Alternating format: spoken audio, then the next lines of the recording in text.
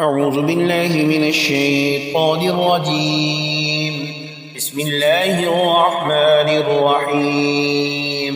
سبح لله ما في السماوات وما في الأرض وهو العزيز الحكيم.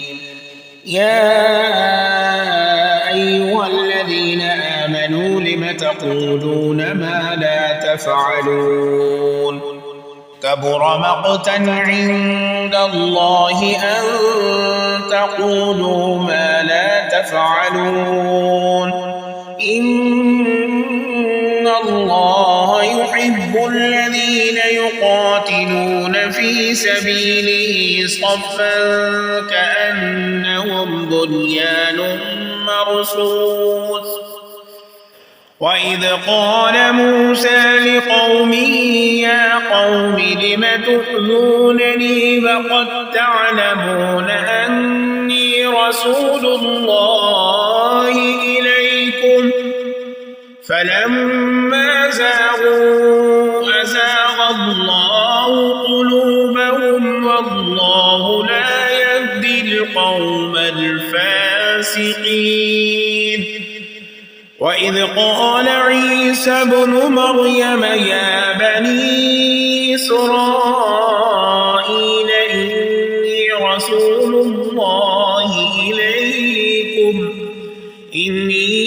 رسول الله إليكم مصدقا لما بين يدي من التوراة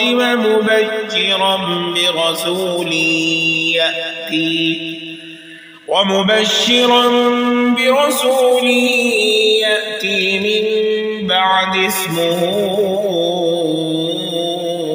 أحمد. فلما جاءهم بالبينات قالوا هذا سحر مبين. ومن أظلم ممن افترى على الله الكذب وهو يدعى إلى الإسلام والله لا يهدي القوم الظالمين. يريدون ليطفئوا نور الله بأفواههم والله متم نوره ولو كره الكافرون. هو الذي أرسل رسوله بالهدى ودين الحق ليظهره على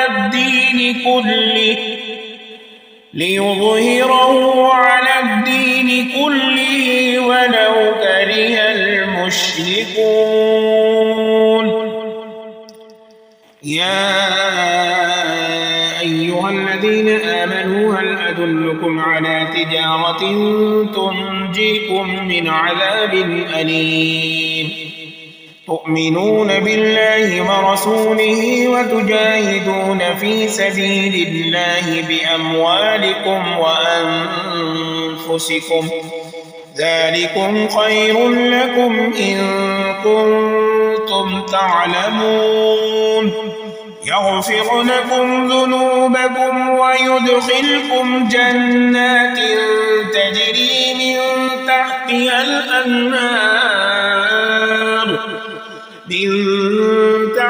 الأنهار ومساكن طيبة في جنات عدن ذلك الفوز العظيم.